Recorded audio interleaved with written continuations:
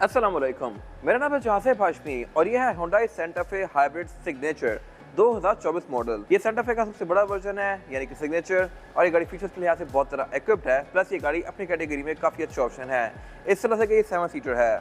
इस गाड़ी का डायरेक्ट कॉम्पिटिशन हैवल S6 HEV बनती है, जबकि वो गाड़ी 5 सीटर आती है। ये गाड़ी कुछ फीचर उससे बेहतर ऑफर करती है, कुछ फीचर उसमें बेहतर आते हैं। परफॉर्मेंस के लिहाज से ये गाड़ियाँ करीब करीब हैं, लेकिन इनिशियल पिक के लिहाज से हैवल थोड़ी सी बेहतर है। बट ये गाड़ी हुंडई है तो पाकिस्तान में लोगों का ट्रस्ट इस पे थोड़ा ज़्यादा है। इसमें ऐसी बहुत सारी चीज़ें आती है जो कि इसकी वैल्यू को जस्टिफाई करती हैं। वो क्या है मैं कवर करूंगा इस रिव्यू के अंदर। फिलहाल अगर बात कीजिए इस गाड़ी की प्राइस की, तो इसकी डिमांड 153 लाख है, 1,53,00,000 रुपए, और ये गाड़ी साइकिल मोटरस्पोर्ट के पास अवेलेबल है। अगर आपने इसके बारे में कोई इन्फॉर्मेशन लेनी है तो आप इस दिए गए नंबर पर कॉल कर सकते हैं, या फिर आप साइकिल मोटरस्पोर्ट को विजिट कर सकते हैं, जो कि रावलपिंडी में DH2 के गेट 1 के ऑपोजिट लोकेटेड है। साइकिल मोटर्स की टोटल 2 ब्रांचेस हैं, एक रावलपिंडी में मरी रोड पे, और फिर एक रावलपिंडी में DH2 के गेट 1 के ऑपोजिट ये वाली ब्रांच। इन दोनों ब्रांचेस पे गाड़ियों की बाइंग एंड सेलिंग के साथ साथ गाड़ियों के काम भी किए जाते हैं, जैसे कि tints, wrap, ceramic coating, PPF, graphene coating. यहाँ पे गाड़ियाँ फेसलिफ्ट भी की जाती हैं, और इसके अलावा यहाँ पे एक पेंट बुक भी अवेलेबल है जहाँ पे बेस्ट क्वालिटी का पेंट किया जाता है। सो गाड़ियों की मॉडिफिकेशन, बाइंग एंड सेलिंग या कार केयर वगैरह के किसी भी तरह के काम के लिए Cycle Motors and Cycle Motorsports is the place. Overall it's a great SUV and today I am going to review it. Let's start with the exterior of this car. Looks के लिहाज से गाड़ी फ्रंट से तो बहुत ज़्यादा BMW iX या X7 से इंस्पायर्ड लगती है। अगर आप वो दोनों गाड़ियाँ नहीं देखें तो उनमें हेडलाइट्स DRL काफ़ी हद तक ऐसी आती हैं।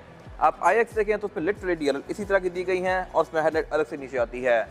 X7 में भी सेम टू सेम ऐसा ही है, अलग से हेडलाइट दी गई है, और नई 7 सीरीज़ में भी हेडलाइट इसी तरह अलग से आती है, और इस पर भी काफ़ी हद तक वही डिज़ाइन कॉपी किया गया है। इन पर मैं आगे बात करूँगा अभी। फिलहाल अगर बात की जाए इसकी सबसे ज़्यादा नोटिसेबल चीज़ की, तो वो है इस गाड़ी की ग्रिल इस गाड़ी के कैरेक्टर से मेरे ख्याल से थोड़ी सी आउट जा रही है, क्योंकि इस गाड़ी में कुछ भी इतना सिल्वर नहीं है जितनी सिल्वर ये ग्रिल है। ये बिल्कुल ब्राइट सिल्वर और काफ़ी बड़ी सारी ग्रिल दी गई है, जो कि बहुत बड़े गैप्स के साथ है, और कुछ लोगों को ये पसंद आती है, कुछ लोगों को अजीब लगती है। मेरे ख्याल से ये बेहतर हो सकती थी। आपकी क्या राय है कमेंट सेक्शन में मेंशन कीजिएगा। खैर, इसके अलावा अगर बात कीजिए इस गाड़ी की हेडलाइट्स की, तो इसमें 2 प्रोफेशनल लैंप दिए गए हैं इंडिविजुअल, जो कि लो और हाई के हैं, और इसके अलावा इसकी ऊपर से DRL कंटिन्यू होती हैं, जो कि नीचे हेडलाइट के अंदर तक कंटिन्यू करती हैं। ये बेसिकली 2 अलग पीस, लेकिन इनको लुक ऐसी दी गई है कि ऊपर से शुरू होकर नीचे तक जा रही हैं। इसके अलावा बाकी अगर बात कीजिए फीचर्स की, तो ये हेडलाइट्स डे और नाइट को सेंस करके ऑटोमेटिकली ऑन और ऑफ होती हैं। फिर इसके अलावा ये गाड़ी फ्रंट पे पार्किंग सेंसर्स भी ऑफर करती है, और इसमें कैमरा भी आता है। ये गाड़ी आपको कैमरा सेटअप भी 360 डिग्री ऑफर करती है, लेकिन इसमें रडार नहीं आता। इसमें क्रूज कंट्रोल सिंपल है, इसमें लेन कीप असिस्ट इस तरह की चीज़ें नहीं आती जो कि हैवल ऑफर करती है। तो ये ट्रेड ऑफ है बिटवीन फीचर्स। कुछ चीज़ें इसमें ऐसी आती हैं जो कि हैवल में नहीं है, कुछ चीज़ें इसमें अच्छी आती हैं।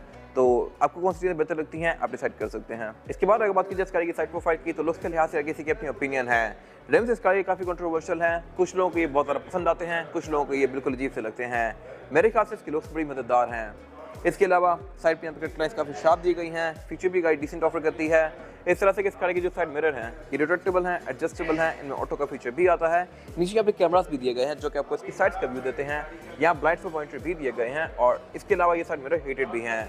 फिर इसके अलावा इस गाड़ी के जो ये डोर हैंडल्स हैं इसमें सॉफ्ट अनलॉक भी आता है, आप इसको यहीं से ही लॉक या अनलॉक भी कर सकते हैं लाइक दिस। और इसके अलावा यहाँ पे एल्यूमिनियम बहुत सारा यूज़ किया गया है। विंडोज़ के आसपास भी डोर में बोल्डिंग्स दी गई हैं, हैंडल्स के ऊपर यहाँ पे क्रोम दिया गया है, और इसके अलावा इसमें ऊपर ही रूफ लाइनिंग्स भी आती हैं जो कि इसकी लुक को बेहतर बना रही हैं। फिर बाकी इस गाड़ी के व्हील्स के आसपास व्हील आर्चेस दी गई हैं प्लास्टिक की फिनिश में, जो कि अगेन इसकी लुक में एक SUV वाला टच ऐड कर रही हैं। और अगर बात कीजिए इस गाड़ी की एब्सोल्यूट साइड प्रोफाइल की, तो ये एक मिड साइज SUV है। लोग इस गाड़ी को कंफ्यूज करते हैं कि गाड़ी फॉर्च्यूनर की रिप्लेसमेंट है, बट ऐसा नहीं है। फॉर्च्यूनर इससे एक अलग कैटेगरी है टोटली। वो गाड़ी एक प्रॉपर 4x4 है, और उसका सस्पेंशन टोटली डिफरेंट है, रिम उसके बड़े आते हैं, टायर उसके बड़े आते हैं, और उसके अलावा उसका पर्पस ही टोटली डिफरेंट है। और मेरे ख्याल से स्टेटस के लिहाज से फॉर्च्यूनर से थोड़ी सी बेहतर है। इस प्राइस रेंज में आपको तकरीबन 20-21 मॉडल की फॉर्च्यूनर आराम से मिल जाएगी, जो कि मेरे ख्याल से काफ़ी अच्छी गाड़ी है। आपको फेसलिफ्ट वाला सिग्मा या फिर शायद लेजेंडर भी थोड़ा बहुत यूज़ हुआ हुआ इस प्राइस रेंज में मिल जाएगा, और मेरे ख्याल से वो गाड़ी वर्थ इट है। लेकिन अगर आपको एक ब्रांड न्यू कार चाहिए जो कि फीचर्स के लिहाज से बहुत ज़्यादा इक्विप्ड हो और एवरेज भी अच्छी देती हो, तो ये गाड़ी भी एक अच्छा ऑप्शन है। एवरेज आपको 16-17 की देगी, जबकि फॉर्च्यूनर 10-11 की देगी। तो मेरे ख्याल से गाड़ियाँ थोड़ा ट्रेड ऑफ है between brand new car and powerful car. आपकी क्या चॉइस है कमेंट सेक्शन में मेंशन कीजिएगा। हाइट के लिहाज से ये गाड़ी फॉर्च्यूनर जितनी ऊंची नहीं है, बाकी यहाँ पे सब कुछ बिल्कुल सिंपल सा दिया गया है। साइज़ के लिहाज से इस गाड़ी के डोर्स अच्छे खासे मैसिव हैं, बट स्टिल इसमें एक और वर्जन भी आता है लॉन्ग व्हील बेस वाला, जो कि पाकिस्तान में नहीं आता। उसको बेसिकली सेंटा फे एक्सेल कहते हैं। और अगर बात की जाए इस एंड की, तो यहाँ पे पिक्सल लाइन्स आके और ज़्यादा शार्प होती जाती हैं। इसमें एक फेंडर में दी गई है नीचे, और फिर इसके डोर से आती आती टेलर स्किन से कंटिन्यू करती है। बैक पे गाड़ी क्वार्टर ग्लास भी ऑफर करती है। रेयर विंडो इस गाड़ी की ऑलमोस्ट बॉर्डरलेस हैं, इसमें मतलब कोई अलग से बॉर्डर नहीं दिया गया, कटआउट नहीं दिया गया। इसके अलावा ये गाड़ी पैनोरामिक रूफ ऑफर करती है, तो इसकी ऊपर से भी लुक काफ़ी ज़बरदस्त आती है और अंदर से भी। और इसके अलावा इसमें विंडोज ट्रांसपेरेंट आती हैं, क्योंकि डेफिनेटली ये गाड़ी एक लोकल कार है। सेंटा फे के बारे में एक इंटरेस्टिंग फैक्ट ये है कि लोगों को लगता होगा कि गाड़ी अभी आना शुरू हुई है अक्टूबर में, नवंबर में, लेकिन ये गाड़ी पाकिस्तान में लॉन्च तकरीबन 2020 में ही कर दी गई थी। मैंने लिटरली इस गाड़ी का 2020 में एक रिव्यू भी किया हुआ है, लेकिन लोकल कार पाकिस्तान में 2023 के अक्टूबर से आना शुरू हुई है। ये ऐसा नहीं है कि पाकिस्तान में पहले आती नहीं थी, ऑफर होती थी बट कोई लेता नहीं था। अब ये गाड़ी थोड़ा बिकना शुरू हो गई है। इसके अलावा अगर बात कीजिए इस गाड़ी के रेयर लुक की, तो मेरे ख्याल से ये लुक्स के लिहाज से बहुत ज़बरदस्त है। सिर्फ यहाँ पे एक चीज़ और बेहतर हो सकती थी, और वो ये थी कि इसके टेल लाइट्स जो हैं ये सेंटर से भी कंटिन्यू कर दी जाती। हैवल में कंटिन्यू की गई हैं, बहुत सारी और भी गाड़ियाँ कंटिन्यू कर रही हैं अब, लेकिन इसमें ये थोड़ा सा कट आउट दे के ना बंद कर दी गई है दरमियान से। अगर पूरी एंड तक होती तो बेहतर थी। बाकी इसके अलावा इसके टेलर सारी ही एलईडी में हैं, इसके इंडिकेटर भी एलईडी में दिए गए हैं। बाकी फीचर भी गाड़ी बैक पर डिसेंट ऑफर करती है। इस तरह के इसमें पार्किंग सेंसर्स आते हैं, एग्जॉस्ट में सिर्फ एक ही आता है राइट पे। बैक पे गाड़ी वाइपर भी ऑफर करती है, स्पॉइलर ऑफर करती है, ब्रेक लैंप ऑफर करती है, ऊपर एक शाफी एंटीना भी दिया गया है।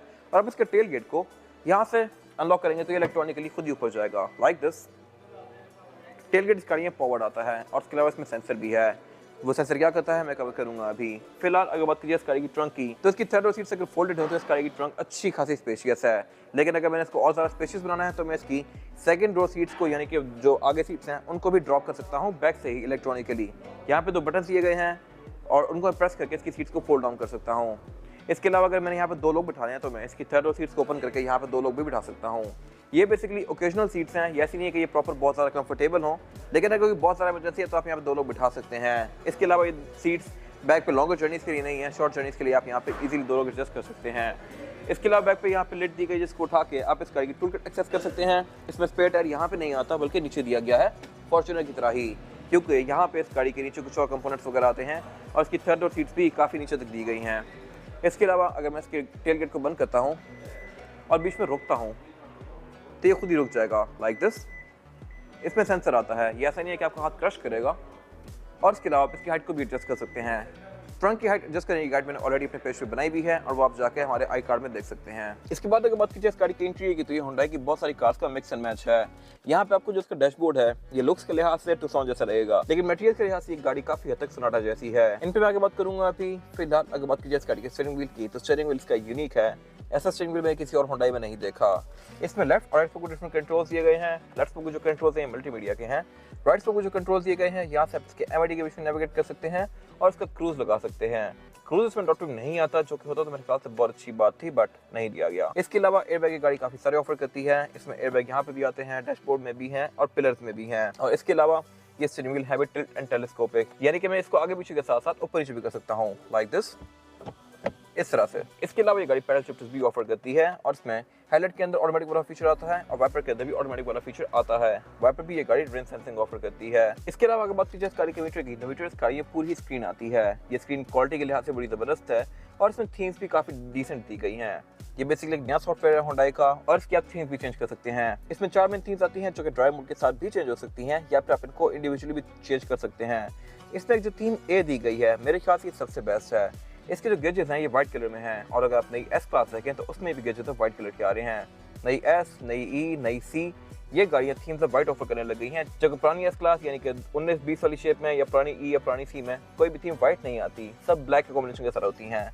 तो बेसिकली व्हाइट थीम से बहुत ज़्यादा ट्रेंड में है। This car is no different, इसने भी व्हाइट थीम ऑफर की है मीटर में, तो ये मेरे ख्याल से काफ़ी अच्छी लग रही है। और इसके अलावा बाकी इसमें वो सारी चीज़ें आती हैं जो कि आपको मोस्टली कार शो करवाती हैं, जैसे कि ट्रिप्स, एवरेज किलोमीटर पर लीटर, आउटसाइड टेम्परेचर, आप यहाँ से गाड़ी के फीचर्स को ऑन ऑफ कर सकते हैं और उसके अलावा ये आपको हाइब्रिड प्रीसेट्स भी शो करवाता है। इसके अलावा अगर बात कीजिए इस गाड़ी की मीटर की हाउसिंग की, तो ये साइड्स के लिहाज से चीप प्लास्टिक की फिनिश में है, लेकिन इसका जो ऊपर वाला एरिया है ये सारा सॉफ्ट टच पैडिंग की फिनिश में है। और इसके पीछे ये गाड़ी हेड अप डिस्प्ले भी ऑफर करती है। हेड अप डिस्प्ले को भी आप यहाँ से ऑन या ऑफ कर सकते हैं और एडजस्ट कर सकते हैं। डैशबोर्ड के सेंटर में सबवूफर दिया गया है, साइड पे 2 स्पीकर्स दिए गए हैं। और अगर बात कीजिए इसकी मल्टीमीडिया स्क्रीन की, तो ये इसकी मोस्टली हुंडई या किया की कार जैसी है। इसमें एंड्रॉइड ऑटो, एप्पल कारप्ले दोनों आते हैं और इसके अलावा इसमें Bluetooth, aux navigation, USB, FM, ये सारी चीज़ें भी आप यूज़ कर सकते हैं। ये डिस्प्ले फ्लोटिंग है, यानी कि डैशबोर्ड से ऊपर निकला हुआ है अलग से टुक्सन की तरह। इसके नीचे यहाँ पे हार्मन कार्डन की बैचिंग दी गई है, जो कि शो करवाता है कि इसमें साउंड सिस्टम काफ़ी प्रीमियम आता है। इसकी साउंड भी काफ़ी ज़बरदस्त है। और इसके अलावा अगर बात कीजिए इसके एयरवेंट्स की, तो ये टुक्सन से मिलते जुलते हैं। सेंटर में हेडलाइट बटन दिया गया है जो कि ब्लिंक करता है हेडसेट के साथ। और इसके अलावा डैशबोर्ड की साइड पे जो एयर वेंट्स दिए गए हैं इनकी शेप बुलेट जैसी है। नीचे पे यहाँ पे इसका क्लाइमेट कंट्रोल दिया गया है। क्लाइमेट कंट्रोल इकाई डुअल जोन ऑफर करती है, यानी कि ड्राइवर और पैसेंजर के लिए दो अलग अलग जोन दी गई हैं। इनको मैं इस तरह से एडजस्ट कर सकता हूँ लाइक दिस। और इसके अलावा इसका जो डिस्प्ले है ये स्क्रीन में भी आता है, यानी कि स्क्रीन गाड़ी के साथ सिंक्ड है। इसमें एक और काफ़ी इंटरेस्टिंग फीचर दिया गया है इस गाड़ी में, और वो है ड्राइवर ओनली का। अगर लेट्स सपोज मैं सिर्फ अकेला चला रहा हूँ इस गाड़ी को, यहाँ पे कोई पैसेंजर वगैरह नहीं बैठे, तो मैं सिर्फ यहाँ के फैंस ऑन कर सकता हूँ। बाकी कार की तरह नहीं कि वहाँ के भी चल रहे हैं, पीछे के भी चल रहे हैं, थर्ड रो सीट्स के भी चल रहे हैं, बट इस कार में ऐसा नहीं है। इसमें फ्रंट पे दो जोन दी गई हैं और थर्ड रो सीट्स की अलग से एक जोन दी गई है। सेकंड जोन को मैं ऑफ कर सकता हूँ और फ्रंट की यहाँ की सीट को भी मैं ऑफ कर सकता हूँ। फिलहाल मैंने ड्राइवर ओनली पे क्लिक किया है तो सिर्फ ये वाले दो इवेंट्स चल रहे हैं और मेरे पाँव के चल रहे हैं, वहाँ पे सब एरिया बंद है। इसके अलावा डेफिनेटली ये डुअल जोन है, उससे नीचे का गेयर सेलेक्टर दिया गया है और गेयर सेलेक्टर भी इसमें शिफ्ट बाय वायर है, जैसा कि सोनाटा में आता है। इसमें बटन दिए गए हैं 4 इंडिविजुअल P-R-N-D के, और साथ यहाँ पे इसका ड्राइव मोड सेलेक्टर दिया गया है। इसमें जो ड्राइव मोड्स हैं वो हैं eco, snow, mud, sand, smart और स्पोर्ट। और इसके अलावा इनके सेंटर में बटन दिया गया है ड्राइव और टेरेन का। ड्राइव मोड पे इसका इको, स्पोर्ट और स्मार्ट ऑन होता है। टेरेन मोड पे इसका स्नो, मड और सैंड ऑन होता है। और डेफिनेटली इनके साथ इसके मीटर का डिस्प्ले भी चेंज होता है। फिर इसका डाउन असिस्ट कंट्रोल दिया गया है, पार्किंग सेंसर का बटन दिया गया है, 360 डिग्री कैमरास का व्यू दिया गया है, ऑटो होल्ड दिया गया है और इसके हीटेड स्टीयरिंग व्हील का बटन दिया गया है। इसमें स्टीयरिंग व्हील की जो ये ग्रिप्स हैं ये भी सर्दियों में गर्म होती हैं और आपको काफ़ी कूदी सी फीलिंग देती हैं। फिर उससे नीचे इसकी हीटेड और वेंटिलेटेड सीट्स का कंट्रोल दिया गया है और उसके अलावा पीछे यहाँ पे इसके दो कप होल्डर्स दिए गए हैं। एक कप होल्डर आप बंद कर सकते हैं, एक ओपन ही है। और उसके अलावा इस कप होल्डर के साथ यहाँ पे इसका USB पोर्ट दिया गया है। ये मेरे ख्याल से काफ़ी वियर्ड चीज़ है। इस तरह से कि मैंने इससे पहले एक रेंज रोवर का रिव्यू किया था, रेंज रोवर में भी उसके कूल बॉक्स के साथ उसके बहुत सारे पोर्ट्स दिए गए हैं। इस कार में भी ऐसा है, अगर कप होल्डर से कोई ड्रिंक बाहर जाती है तो उसी USB पोर्ट में जाएगी। तो मुझे नहीं पता कि हुंडई ने यहाँ पे क्यों लगाया है, बट मेरे ख्याल से थोड़ा सा इडियोटिक डिज़ाइन है। अगर ये यहाँ की बजाय यहाँ नीचे दे दिया जाता तो बेहतर था। हालांकि यहाँ पे जगह भी दी गई है, बट स्टिल इसका USB पोर्ट यहाँ पे दिया गया है। कप होल्डर के साथ इसका वायरलेस चार्जर दिया गया है और ये वायरलेस चार्जर स्टैंडिंग है। मैंने आज तक जितने वायरलेस चार्जर्स देखे हैं वो सारे फ्लैट होते हैं। इसमें फोन बेसिकली खड़ा होकर चार्ज होता है लाइक दिस। आप फोन यहाँ रख के अगर दबाएंगे तो फोन अंदर जाएगा और फिर यहाँ पे लग के फोन को रिचार्ज भी होता रहेगा। तो मैंने स्टैंडिंग वायरलेस चार्जर पहली बार देखा है किसी कार में। उससे पीछे इसका सेंटर कंसोल दिया गया है। सेंटर कंसोल भी इसका स्पेस के लिहाज से डिसेंट है। इसकी हाउसिंग जो ये सारी लेदर की फिनिश में है। और अगर बात की जाए इस गाड़ी की सीट्स की तो ये डुअल कॉम्बिनेशन में है। ये सीट्स परफोरेटेड हैं, यानी कि इनमें पंच होल्स दिए गए हैं जहाँ से ये गाड़ी वेंटिलेट सीट्स की हवा थ्रो करती है और ये सीट्स हैं भी हीटेड। फिर ये हैं भी इलेक्ट्रॉनिकली एडजस्टेबल, यानी कि मैं इनको बटन से आगे पीछे कर सकता हूँ। इनमें लंबार सपोर्ट भी दिया गया है और इसके अलावा इनकी फील भी काफ़ी अच्छी है। पैसेंजर की सीट के अंदर यहाँ पे और कंट्रोल्स भी दिए गए हैं। मैंने अगर पैसेंजर की सीट को एडजस्ट करना है तो मैं यहीं से बैठ के भी कर सकता हूँ इस तरह से। और बैक के पैसेंजर्स भी इसको यहीं से बैठ के आगे या पीछे कर सकते हैं। तो ये मेरे ख्याल से एक अच्छा फीचर है। इसके अलावा सेम इसका यही लेदर डोर्स के अंदर भी कंटिन्यू किया गया है। डोर्स की डुअल कॉम्बिनेशन में है, ब्राउन और ब्लैक के। और इसके अलावा इसमें साउंड सिस्टम हार्मन कार्डन का है, तो यहाँ पे इसकी बैजिंग भी दी गई है। इसके अलावा अगर बात की जाए विंडोज की तो ये सारी ही सिंगल टैप वाली हैं, ऑल ऑटो। ड्राइवर की सीट में से मैनुअल फंक्शन भी आता है। पार्किंग ब्रेक इसकी यहाँ पर सोनाटा की तरह दी गई है, इलेक्ट्रॉनिक। और इसके अलावा इसकी वैनिटी मिरर के अंदर लाइट्स भी दी गई हैं जिनको आप मैनुअली ऑन करेंगे लाइक दिस। इसके अलावा सेंटर में इसका ये रेड मिरर दिया गया है जो कि ऑटो डिमिंग वाला है। केबिन लाइट्स दी गई हैं जो कि LED में है। यहाँ पे कोई सनग्लास होल्डर नहीं आता, जो कि होता तो मेरे ख्याल से अच्छी बात थी। और इसके पीछे भी इसके पैनोरामिक रूफ के कंट्रोल दिए गए हैं। इसमें रूफ पैनोरामिक आती है जिसको मैं यहाँ से ओपन या क्लोज कर सकता हूँ। और इसके अलावा यहाँ पे कुछ खास है नहीं। इसके बाद अगर बात की जाए इस गाड़ी में रेयर पैसेंजर्स के लिए सीटिंग कैपेसिटी की तो ये बैक पे अच्छी खासी स्पेशियस है। मेरे पास यहाँ पे लेग रूम का बिल्कुल भी कोई इशू नहीं है और हेड रूम का भी। यहाँ पे 3 लोग काफ़ी आसानी से बैठ सकते हैं क्योंकि सीट्स काफ़ी चौड़ी हैं। सेंटर में आती हुई फ्लैट है, 3 हेडरेस्ट दिए गए हैं यहाँ पे और सीट बेल्ट भी इसमें 3 दी गई है रेयर पैसेंजर्स के लिए। और अगर बात की जाए फीचर्स की तो फीचर भी इसमें अच्छे दिए गए हैं। रेयर पैसेंजर्स के लिए यहाँ पे एयर वेंट्स आते हैं, सेंटर में पाँव पे भी आते हैं। इसमें पे पावर अपग्रेड दिए गए हैं रेयर पैसेंजर्स के लिए 2 इंडिविजुअल। यहाँ पे एयर बैग्स भी दिए गए हैं और इसमें बैक पे प्राइवेसी कर्टन्स भी आते हैं जिनको मैं मैनुअली फोल्ड अनफोल्ड कर सकता हूँ लाइक दिस। इसके अलावा बैक पे भी स्पीकर्स में हार्मन कार्डन के दिए गए हैं और सेंटर में सेंटर कंसोल भी दिया गया है जिसको निकाल के मैं एज एन आर्मरेस्ट यूज कर सकता हूँ। और इसमें 2 कप होल्डर्स भी दिए गए हैं। सीट्स इस गाड़ी की बैक पे फ्रंट जितनी ही प्रीमियम है, यहाँ पे कोई चीप आउट नहीं किया गया। बहुत सारी कार्स में बैक पे जो आर्मरेस्ट हैं ये प्लास्टिक के आते हैं, बट इसमें ऐसा नहीं है। इसके अलावा इसकी जो रेयर सीट्स हैं ये फोल्डेबल हैं, इनको मैं ट्रंक से भी ड्रॉप कर सकता हूँ इलेक्ट्रॉनिकली। बाकी यहाँ पे केबिन लाइट्स दी गई हैं जो कि LED में है। इसकी पैनोरामिक रूफ यहाँ तक कंटिन्यू करती है और इसके अलावा यहाँ पे कुछ खास है नहीं। इसके बाद अगर बात की जाए इस गाड़ी के इंजन की तो इंजन ये गाड़ी बहुत सारे ऑफर करती है वर्ल्ड वाइड। इसमें लिटरली 10-12 इंजन आते हैं, लेकिन पाकिस्तान में इस गाड़ी में एक इंजन आता है 1.6 स्मार्ट स्ट्रीम। ये इंजन 1600 सीसी हाइब्रिड है और हाइब्रिड इंजन इस गाड़ी के फेसलिफ्ट के बाद आना शुरू हुए थे। ये इस गाड़ी का फेसलिफ्ट वाला वर्जन है। 1.6 हाइब्रिड इंजन इसमें 2020 के बाद आना शुरू हुआ था जब इसको फेसलिफ्ट कर दिया गया। प्री फेसलिफ्ट कार में ये इंजन नहीं ऑफर होता था। बाकी माइलेज के लिहाज से इंजन काफ़ी डिसेंट है। अभी ये गाड़ी 6.6 लीटर पर 100 किलोमीटर शो करवा रही है, यानी कि तकरीबन 16.5 की एवरेज, जो कि एक अच्छी एवरेज है बॉडी साइज के लिहाज से। हैवल इससे थोड़ी सी बेहतर दे देती है। बाकी अगर बात की परफॉर्मेंस फिगर्स की तो ये गाड़ी 227 हॉर्स पावर प्रोड्यूस करती है with 330 newton metre of torque, जबकि हैवल कंपैरेटिवली से बहुत ज़्यादा प्रोड्यूस करती है। हैवल की हॉर्स पावर 240 है और उसका टॉर्क जो है वो 530 न्यूटन मीटर है, 530 वर्सेस 330। तो यहाँ पे ड्रास्टिक डिफरेंस है और पिक के लिहाज से हैवल इससे बहुत ज़्यादा तेज़ है। बट नॉनदलेस ये गाड़ी हुंडई है, टेक्नोलॉजी इसकी थोड़ी ट्रस्टेड है और इसके पार्ट्स भी आपको इजीली मिल जाएंगे। हैवल के बारे में कुछ कंफर्म नहीं कहा जा सकता। बाकी इसमें ABS, traction control, drive modes, इस तरह की सारी चीज़ें आती हैं। इसमें काफ़ी बड़ी सारी इलेक्ट्रिक मोटर दी गई है जो कि गियर बॉक्स के ऊपर माउंटेड है।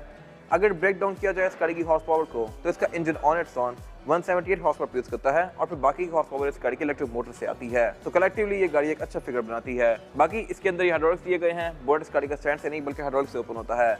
इसके अलावा यहाँ पे इंसुलेशन दी गई है। इंजन बेस का काफ़ी वेल कवर्ड है पाकिस्तान के लिहाज से, और इसके अलावा यहाँ पे कुछ खास है नहीं। इसके बाद अगर बात की जाए इस गाड़ी के टायर साइज की, टायर साइज जो ऑफर करती है सेंटा फे, यह है 235, 55 और 19। इसमें 19 इंच का रिम दिया गया है और स्लैब टायर इस गाड़ी में कॉन्टिनेंटल का है, जो कि काफ़ी अच्छा टायर है और आपको तकरीबन 40-50 हज़ार किलोमीटर तक एक अच्छी राइड प्रोवाइड करेगा।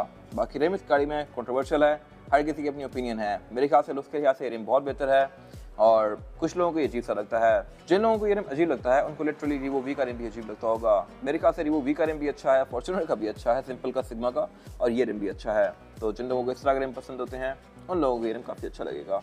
बाकी डोल कॉम्बिनेशन में है एल्यूमिनियम के और ग्रे के। ये गाड़ी ऑल डिस्प्ले भी ऑफर करती है और इसमें ABS, traction control, drive modes, इस तरह की बहुत सारी चीज़ें आती हैं जो कि फ्लेट को और ज़्यादा अच्छा बनाती हैं। और इसके अलावा यहाँ पे कुछ खास है नहीं। ये था आज का रिव्यू। अगर आपको ये रिव्यू पसंद आया है तो इस रिव्यू को लाइक कीजिए, मेरे चैनल को सब्सक्राइब कीजिए, और अगर आपके पास गाड़ी से रिलेटेड कोई भी राय है तो उसको कमेंट सेक्शन में शेयर जरूर कीजिएगा, ताकि वो लोग जो गाड़ी लेने वाले हैं वो आपकी राय से फ़ायदा उठा सकें।